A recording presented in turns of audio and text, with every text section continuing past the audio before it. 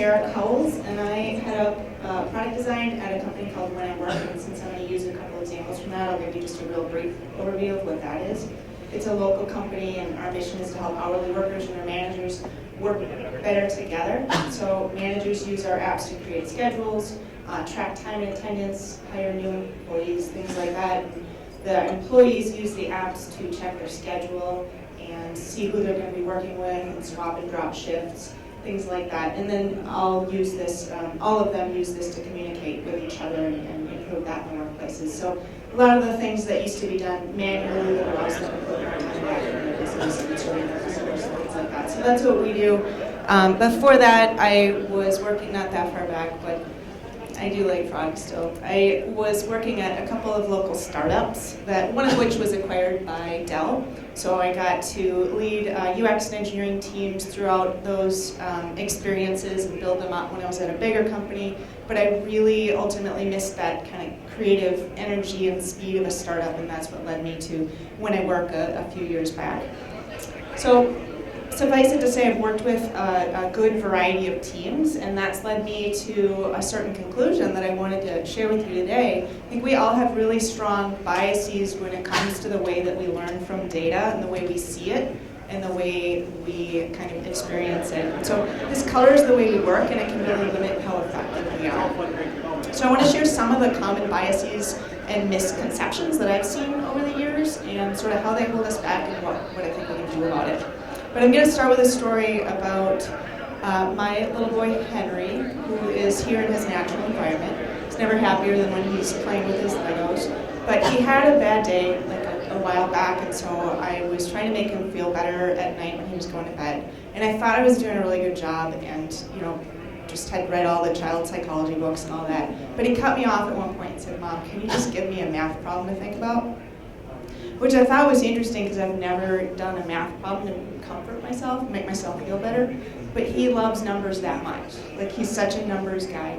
And I think it's a good example of how we're wired so differently, or maybe we've learned to see things differently and enjoy different things. But that's true as individuals, but I think it can be true as teams as well. We have a certain kind of mindset that we bring to the work that we do. And we have different perspectives. This one's a team for Henry.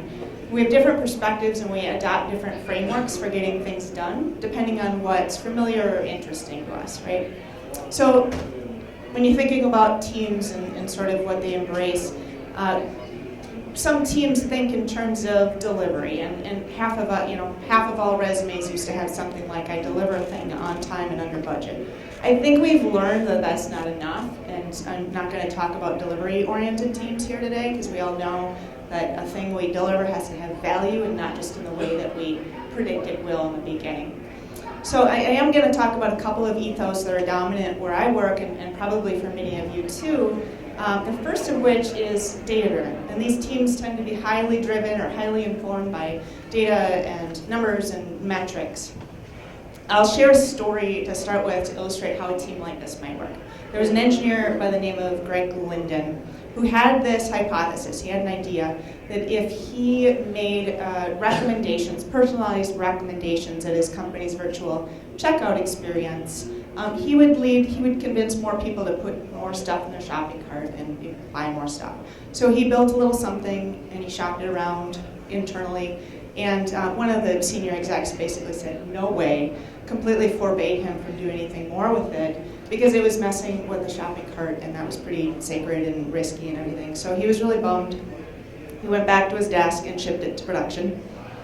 But just to, a small percentage of users, and he gathered a bunch of data that proved that it produced a substantial increase in revenue.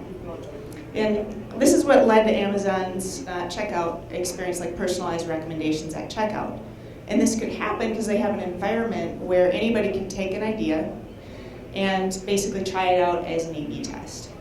And they make decisions based on data rather than the highest paid person's opinion.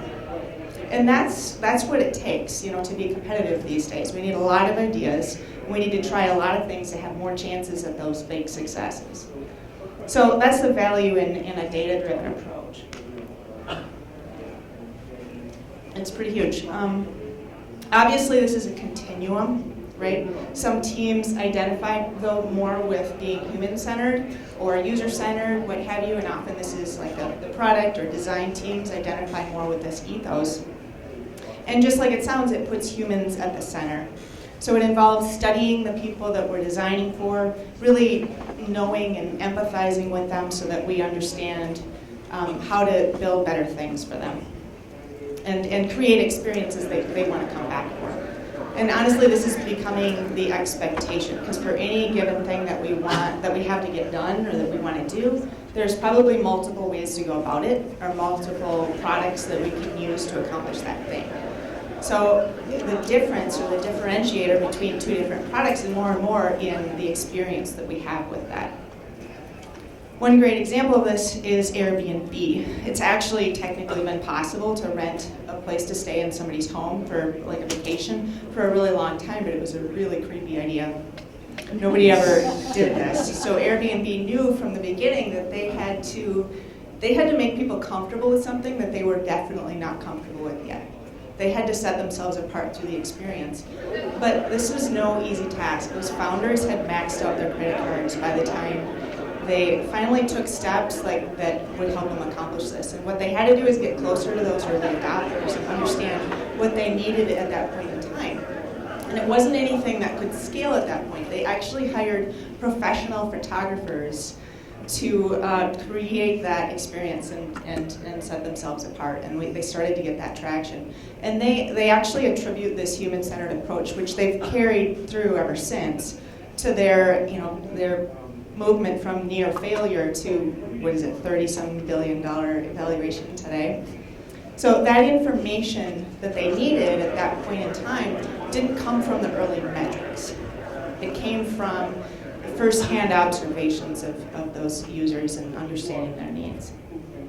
So you can look at data-driven and human-centered as two very complementary but very different perspectives sometimes. And when we have different perspectives and we have all this passion for the work that we do, as most of us do, it can feel sometimes like we're at odds, like it's us versus them, and we can fall into some traps and misconceptions. So I want to share a few of these that I've observed and hopefully dispel some of them. Starting with persistent misconceptions about people and teams that focus on data primarily, really data-driven teams. It can feel like this sometimes, like those other people only care about numbers. And if you've been an advocate for human-centered design in an organization that doesn't really value it, then I think this is really understandable because that's very frustrating. And you can start to dig in your heels and reject other approaches to your detriment, right? But that's a huge waste, honestly, because if you're the person that's taking steps to understand what the customer really needs and is experiencing, getting close to that person, then you're in a really great position to align that to produce revenue in ways that are positive for the user. So if you believe that what you're advocating has value, and that we should invest in it, then put together that story, kind of draw the connections and know the numbers, and figure out what numbers matter and why, and be accountable for measuring them. I saw a great presentation that I think illustrates this potential really well by somebody by the name of Melissa Matraz. She was leading UX at the time at Hotwire. Is everybody familiar with what Hotwire is? So it's one of those travel sites that you go to, discount travel sites where you go and find cheap airline tickets, and there's several others like it. But from the day she started, she said she hated the banner ads because she was leading user experience and they were a terrible experience. So she spent a lot of time trying to convince the execs and her manager to get rid of the banner ads. But she wasn't having any luck because they brought in a lot of revenue. And so over the years, she kept trying, wasn't getting any traction, and she said that one day her boss said to her, if you want to get rid of the banner ads, find a way to replace the revenue. So she set out to try to do that, and she studied customer behavior, of course, but she also studied the financials, and she studied competitors, and she studied the industry. And she found inspiration in a site called Kayak, where customers would go to compare hot wires prices with that of their competitors. And she thought, well, we could do this. So she created this little module. It's nothing special to look at all, but customers loved it because they could, basically what you can do is you can click on the competitors to compare hot wires prices to theirs, just like you would do on Kayak. So they loved it because they didn't have to go anywhere to do what they were doing anyway. They were going to check those prices. And so it saved them work, and it built trust because they believed that Hotwire would only do this if they had the best prices.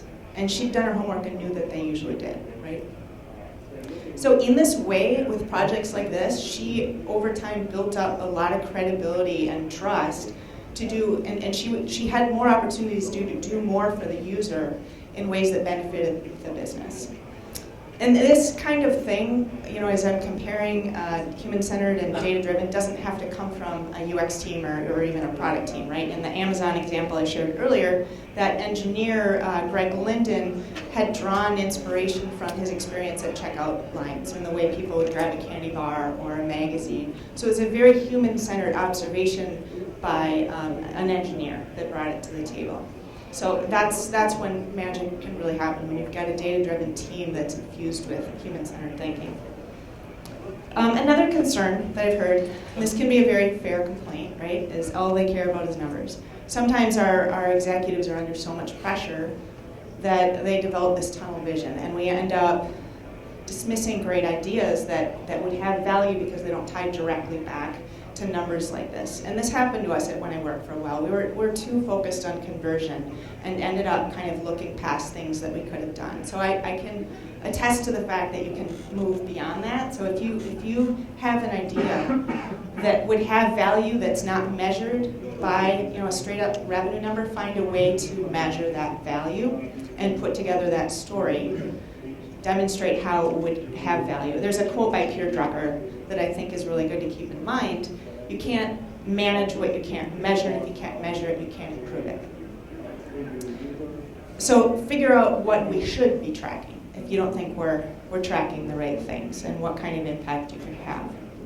And I don't mean to suggest that every UX improvement that you make should have to track back to something, but we should be able to kind of tell the story of how the accumulation of all these things that we're adding is having an effect.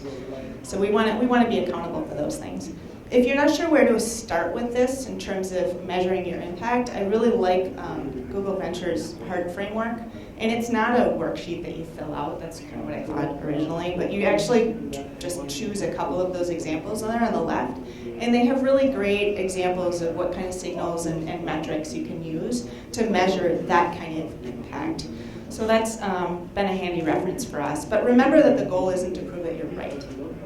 You want to identify that success criteria up front, and then be honest about whether you're achieving it or not, and be open to learning that whatever solution you had in mind in the first place might not have been the ideal way to get there, and keep course correcting. So those are the few of the traps that I've seen designers fall into when it comes to understanding what they could gain from a data-driven approach. On the flip side of this, I've been part of a lot of engineering teams. That's where I started my career, and so I've also seen some of the misconceptions that can come up about a human-centered approach, starting with this one, which is actually, people don't know what they want until you show it to them. That's a straight-up Steve Jobs quote, which is often misapplied to suggest that one of the most customer-centric companies in the world doesn't study their customers, which is ridiculous. But he understood that some methods weren't a fit for what they did or were completely useless, frankly, and so he didn't do them. But if this objection shouldn't talk to customers, it misinterprets what good research is. It's not about asking our users what it is that they want, and if you're doing that, you're probably going to deliver something that they don't want and wouldn't use, right? Because they're really terrible at knowing what they want. And if you're taking that at face value, you're going to run into that trap. To actually learn useful facts about your users, you've got to ask really good questions, and you've got to observe what they actually do, and then interpret the data really carefully. And thankfully, they're really good at telling us what they don't like when they experience it. And we can leverage this And it's through those observations that we can really get good insight into what we can improve and how we can do that. Because quantitative data is going to give us the what. It's going to let us know what's happening and what's getting better and what's getting worse. But the qualitative data is what's going to tell us why. You know, why they made that choice that we observed in the metrics, or why they're choosing to use our new feature or not. And it's that why that we need to really create those delightful experiences for them. Now, to do that, to kind of learn in that way, we often talk to people one-on-one, right? Which leads to this second hesitation that I've heard from people. If it's not statistically significant, it's not worth our time. And I'm glad this is a thing, because I want to know that like the medications I take have been thoroughly vetted, and there's a very, very small risk that I'm going to have some kind of side effect. But when it comes to product decisions, we need to reduce the risk of building that thing, taking the time to build that thing. We don't need the same degree of scientific, statistical significance that we would need to be published in a scientific journal. So we're thinking about basically how to reduce uncertainty at the same time as we build confidence in something that we want to do. There's a great book called How to Measure Anything? How to Measure Anything by Douglas Hubbard, where he explains if you have a lot of uncertainty now, you don't need much data to reduce uncertainty significantly. And on the flip side of that, if you have a lot of certainty, then it takes a lot of data to reduce that certainty significantly. So that's a strong argument for testing out brand new concepts where the unknown is high, and you can just talk to a few people to really kind of find out if you're on the right path. But it also holds true to some degree with existing products that you want to test out. And that leads to this famous Nielsen-Norman study that many of you have probably seen that found that if you test just with 5 people, you'll uncover 85% of usability problems. And if you've done any kind of user research, if you've talked to people about your product, you'll have seen this over and over again. Because after you talk to 5, 6 people, you're going to be itching to go back and make changes because you're going to start to see patterns. And there's a point of diminishing returns. You want to make the best use of your time. Don't keep talking to people. Make some improvements and then try again. Go back to the drawing board. So, to share an example from when I work, we had some hidden features that we didn't know were hidden until we put this in front of a few people that were using the schedule to build a schedule for the very first time. And basically our research question was, were certain common tasks easy for them to learn? Right? And this was one of them. This is a really handy feature that people use to copy and move shifts around the schedule as they're building it. But we were worried that people couldn't find that easily enough. And so, we were right. People were not able to figure that out as easily as they could have. They were having to jump through a lot of hoops to learn how to use our product. So after 6 people, we knew we could do better, right? We didn't need to keep talking to more people. And it's interesting to note, we had some clues that those first few were an issue and needed to learn more about it. That last one was a complete surprise to us. We hadn't known to ask the question, basically. Because if any of you have worked hourly jobs, for me, I was waiting tables, I had split shifts all the time. So 2 shifts in the same day. So these managers knew they would need to do that, and they sat there trying to add a second shift for the same person in the same day. And because of the way the shift fills up the little box, they couldn't figure out how to do it. So this hadn't come up in any of our, we didn't have any clues as to this until we were listening to people. So that's another value in usability testing, just learning things you didn't know to look for. Another thing that we hear, there's no time for customer research. It'll slow us down. And I think this resistance often comes from the fact that user testing can, user research has come to be known as this months-long project with a report at the end that maybe nobody's read. And sometimes a big project is just what's needed, but a lot of times in software, in the product realm and in software, faster and scrappier makes more sense and is more applicable. And we can do research in this way too. But to decide whether you want to do customer research, you just have to ask yourself 2 questions, really. What do I need to learn, and what's the fastest way to learn it? So if you paused to test something with just a handful of people, could you avoid building the wrong thing and get to something more useful faster? That's really the question. It's not always the best tool to use. So those are a few of the misconceptions, and I'd like to explore basically what we can do to bring these philosophies, to merge them a little bit more effectively than we do today. So one of the things I think we can do is to mix up our tools. Don't automatically jump to user interviews or A/B tests just because that's what you've always done or that's what you're familiar with. Those are the tools you're comfortable with. We've all heard the phrase, if all you have is a hammer, then everything looks like a nail. I like this version of it. If a person is familiar with a certain single subject or has with them a certain single instrument, they may have a confirmation bias to believe that it is the answer to or involved in everything. So if we use interviews as our only tool, if that's what we know and we apply it to every scenario, we're going to do all kinds of unnecessary work because there are faster ways to learn certain things and better ways to understand what our customers are doing at scale sometimes. And we also need to ask ourselves, before we jump into that, if we've explored the data that we already have access to. Have we looked at the comments people are making, NPS comments, for example, or support chats that our company is having, or what people are screaming about on message boards? Like in the example, the Hotwire example I shared earlier, if we looked at what indirect competitors are doing, or some of the ways different companies are solving a similar challenge successfully. So there's a lot of resourceful things that we can do ahead of talking to people sometimes. And then when A/B testing is the tool that we're most familiar with, if we're so used to testing things at scale, we're gonna leave unmet needs on the table because we're not hearing about it. So we're not going to hear from that manager that's trying to figure out how to add a second shift on the same day for the same person. We're going to see the better of two options, but not how we could have made that better in the first place. So mix up your tools and think about what else is out there. And then another thing we can do is to just try things together, right? And see what we learn from that process. And this was an example of something we did at When I Work, where we talked to a bunch of employees that we hadn't heard from in a while, and we had them share with us how they used their app. And so they told us that story in the way that they engaged with it. And we gave them these cards that were some of our hypotheses, some of the things that we thought would be valuable to add to their experience, and had them augment their experience by kind of fleshing out the dashboard further with these. And this is what they put together. But it wasn't really what they produced here that was valuable. It was the stories that they told and the anecdotes they shared as they went about this.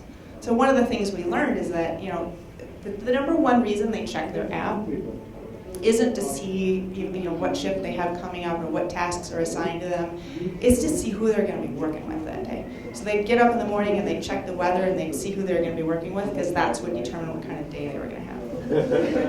And we hadn't known to really kind of prioritize that as part of their experience until we had those conversations. Another thing you can do is patch together existing tools. So we had an idea for a new product that we could build out for our customers, but really we didn't have a lot of confidence that it was worth investing in yet. So this is one of our product managers and designers basically put together WordPress and Trello. And they're integrated such that they could have a customer set up a job board in WordPress. And applicants for jobs could actually apply through WordPress, and those were auto-populated into Trello. And they could use this Trello board that we'd set up for them to manage those candidates through the hiring experience, interviewing and being hired and then being, eventually brought into When I Work. But there were limited capabilities, obviously, but we could sit down with the customer and really understand how this would work for them before we wrote a line of code and engaged the development team at all. Now, I'm not going to tell you much about this because I had written this, a while back. But by chance, this team, this product manager and designer, is going to be talking about the beta process that they went through for this in the next session. So you can actually go in here, and it's really good because they learned a lot through previous product releases and feature releases, and refined a really solid beta program that followed this experiment here. So this led to a prototype, which led to that beta that they're going to be talking about the next session. So there's a lot of different ways. essentially, to learn from your customers before you build it out in code. So get creative and basically stay focused on what you need to learn. But whatever you do, don't get married to the plan. You want to be more focused on the outcome than the way of getting there. And what was I going to say about this? Oh, right. So we make a million little decisions as we go, right? And we talk about iteration being the name of the game. We're not going to get a lot of those decisions right. We're going to be making assumptions along the way. And so I guess this is a plea to any product managers out there, build in time to improve on it. Because when you get it out there and can start learning in different ways from the people actually using it, that's gold. And you want to make those little improvements after you've gone through that first pass of it and continue improving on it. So that's one thing I wanted to mention. And then the last thing, no matter what perspective we're coming from, data-driven, human-centered, focus on the people problem. And make sure you've identified that and that you understand that up front. I like the way Julie Zhu frames this, and she's the VP of Design at Facebook. The way she puts it is the problem needs to be human, needs to be open to solutions, and not already defined within strong constraints. So not defined within strong constraints, don't get married to the plan. The problem needs to be human. How do you know if you have identified the human problem, right? And one way you can think about that is if you were to talk to somebody on the street about this problem, how would they describe it? So how would they articulate it? And Chris Pratt is our manager in this case, so he manages hourly workers in some other universe. He's not going to say, I really hope my employees engage with this once every day. That's not the way our customers think, so it's not where we should start either. Now, he might say about that, he might say that he wants his employees to be able to swap shifts with each other so that he doesn't have to manage that for them. But that's not a people problem, that's a feature request. So we need to dig deeper than that. A good people problem would be something like this. I spend so much time chasing down replacements every time an employee can't work. It's exhausting. I need to spend my time on more strategic things. We hear that kind of thing from our managers all the time. And this is a people problem you can do something about, right? So as you measure the impact of what you're doing for the business, which we're all going to do, be sure to kind of track that people problem and know whether you've solved it successfully. Because that's the story that we really need to hear and understand throughout this process. If we lean too heavily on qualitative or quantitative as we go about this, then we're choosing to leave out part of that story. We're choosing not to gather some of the data that's most essential to make sure that we're solving, that we're providing value. I talked about Airbnb earlier, and they are an example of a company that is at once highly data-driven and relentlessly focused on experience. And what their data team will tell you is that data isn't numbers, it's people.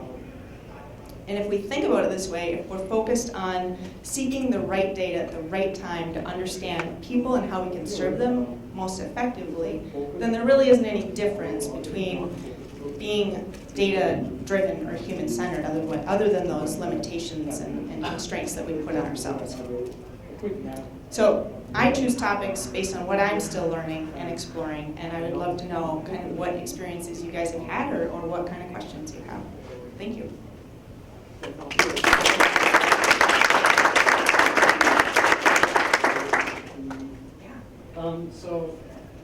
I'm got a startup and we're pre-revenue, so I'd like to say that I have a product that only wants to pay for it.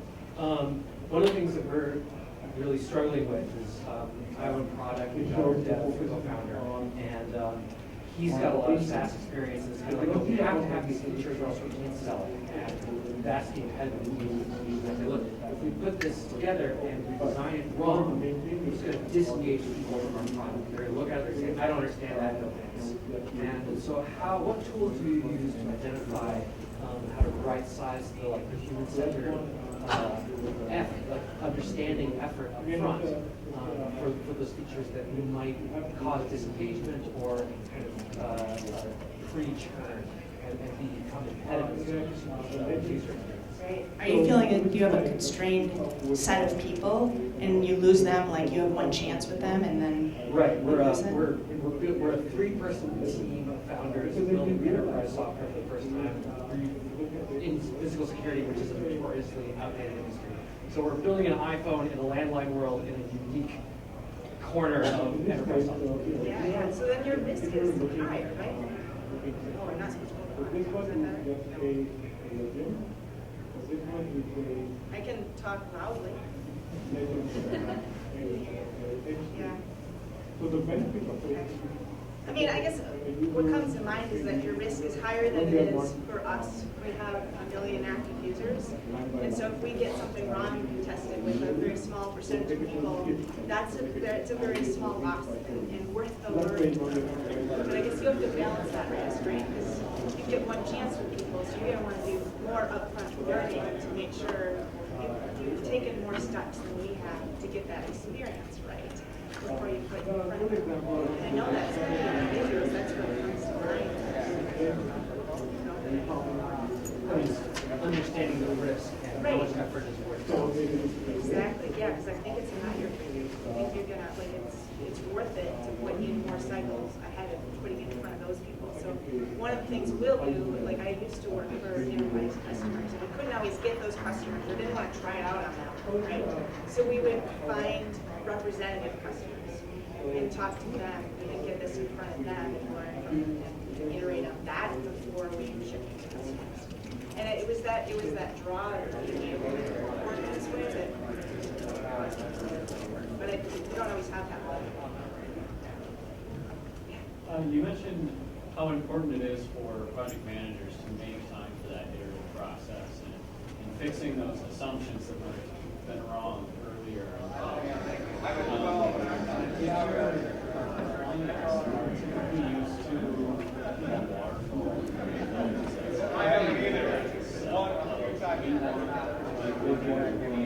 Every step of the way, we want your process. How do you sell that? Yeah. When it comes to client work, I basically every time I give a talk, I get that question. And it's been a long time since I've been in an agency realm, but I understand that the issue is a lot harder, right? And I've talked to people in that environment too that say, yeah, I get it, it sounds great, but how do you sell that value? Were any of you in that Mike Bollinger talk earlier when he was talking about, we just kept talking about bags of money or wheelbarrows of money?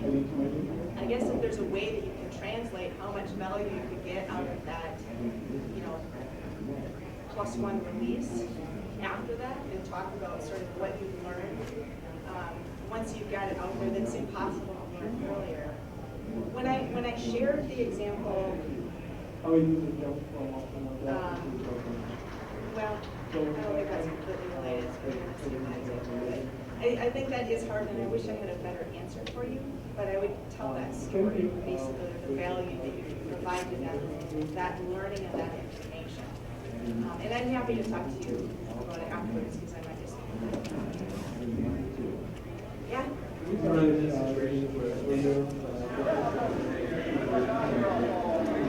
Yeah. There was an example. One of the things that our user experience team was bringing up quite often for a while was the fact that there were some frustrating experiences that people were having. And we thought they were bad enough that they would leave us.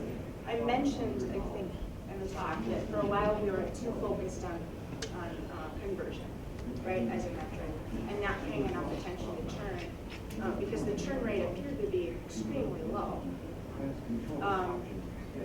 We were measuring that incorrectly. So those anecdotes were actually a clue that something was wrong. And I didn't have the foresight to basically push on that. They discovered this as they kind of had improved their data science team recently, and now they're just top notch. But early on, that churn number was low, and so the anecdotal feedback that we were hearing was a clue to that. We could have paid better attention to that and known that there was something. Does that answer your question? Yeah, so would you say that when people say you want to data or have you ever found a situation with the data?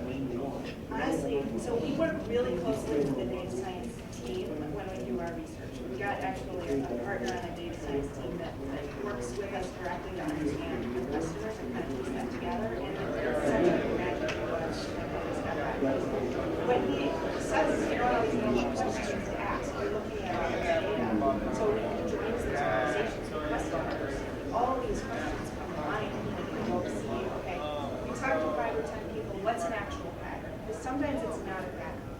And so having him as a partner can help us avoid, wasting time on something that we noticed, but it's just a coincidence or something. And he's helped us kind of discover things at a grander scale that we wouldn't have access to. Access basically, I want to talk about it a little bit. So here's the actual comment on you're right. Now, the first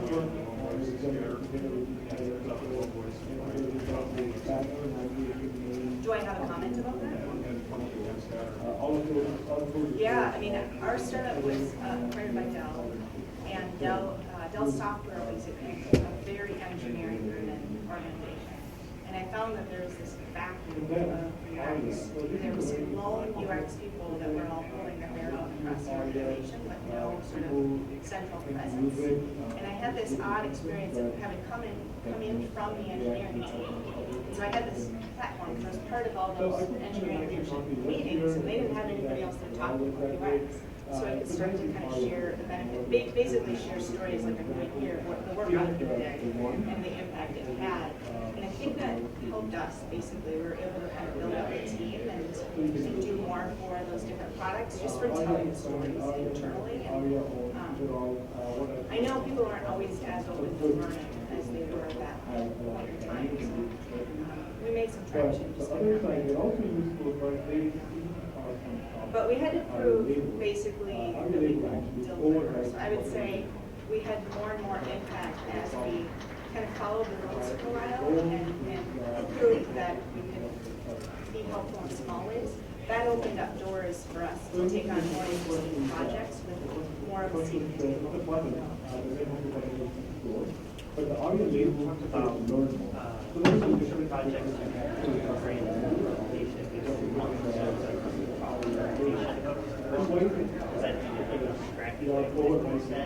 So can you give an example of what does that look like? So how much information are you putting in, knowing that sometimes you're just giving way too much information, they're not reading it, and all the work you do is for nothing? Yeah, that's been a big question for us. Because we have two different kinds of research going on at MinneBar right now. We've got the product teams that do research with their product manager and designer and engineer, and they're all kind of working on a certain problem. And then outside of that sphere, we talk to customers to help all of us, marketing, sales, company strategy, to inform all those things. So we talk to customers outside of that. But that's where we find that risk. We need to find ways to help distribute that information as we go. So we've made that very cross-functional. So we've got a salesperson working with us, a marketing person working with us. People from different departments, because we didn't want to put a lot of effort into a project and share out the report, but have nobody really have experienced it and seen it firsthand, so that they could, have that vicarious learning and understand through the customer's eyes. So that's how we mitigated that problem. The product team is different because you have the engineer there, you have the product manager there, they're the ones building it out. And it's a little less important. They still be sharing out so the sales team knows what to expect. But it depends on the kind of research that we're doing and what the impact is.